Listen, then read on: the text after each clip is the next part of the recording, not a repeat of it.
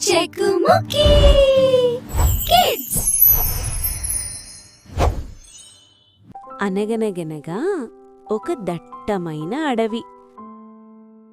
ఆ అడవిలో పింజు అని రక్తపింజరి ఉండేది. పింజుకి అడవి అన్నా అక్కడి జంతువులన్నా చాలా ఇష్టం. కాని జంతువులకి మాత్రం పింజు అంటే చాలా భయం. పింజు ఎప్పుడైనా హాయ్ చెప్దామని వెళ్తే జింకలు, కుందేళ్ళు అమ్మో రక్తపింజరి రోయ్ పారిపోండి అని పారిపోయేవి. పింజు ఒక చెట్టు కొమ్మ మీద పడుకుని బాధపడేది. దేవుడా, నాకింత విషం ఎందుకిచ్చావ్? అందరూ నన్ను చూసి భయపడుతున్నారు కాని నాతో ఎవ్వరూ దోస్తీ చెయ్యట్లేదు అని ఏడ్చేది.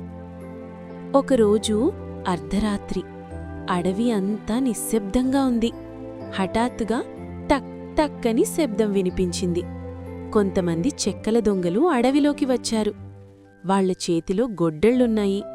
వాళ్లు అడవిలో ఉన్న మంచి గంధం చెట్లను నరకడానికి రెడీ అయ్యారు. బబ్లూ కోతి అది చూసి భయపడింది. లేవండి, దొంగలు వచ్చారు అని అరిచింది.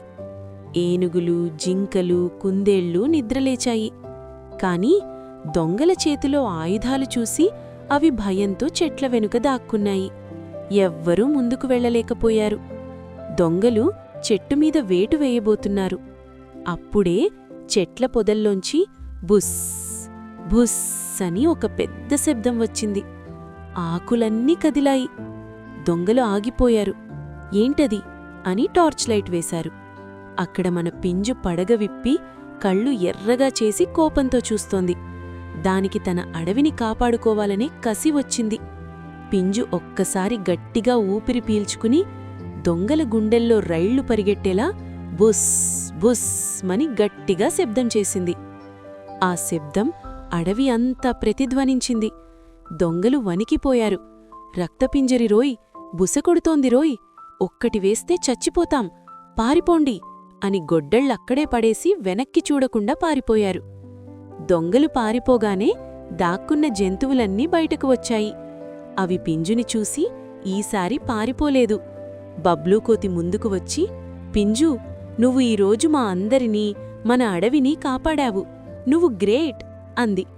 చిట్టి కుందేలు వచ్చి పింజు పక్కన నిలబడింది. ఇన్నాళ్ళు నిన్ను చూసి భయపడ్డాం, సారీ ఫ్రెండ్ అంది. అప్పుడు జంతువులన్నీ పింజుని ఎత్తుకుని సంబరంగా అదే డైలాగ్ని చెప్పాయి. మన రక్తపింజరి రోయ్, అడవిని కాపాడింది రోయ్, రక్తపింజరి రోయ్, బుసకొడుతోంది రోయ్. పింజు చాలా సంతోషించింది. ఇప్పుడు తనకు చాలామంది ఫ్రెండ్స్ ఉన్నారు. ఈ కథలో నీతి ఏమిటంటే, చెట్లని కాపాడడం మన బాధ్యత. చెట్లమీద ఆధారపడి ఎన్నో జంతువులు అడవిలో జీవిస్తున్నాయి. హాయ్ పిల్లలు, మరిన్ని వీడియోస్ కోసం చెకుముకి కిడ్స్ ఛానల్ని సబ్స్క్రైబ్ చేసుకోండి.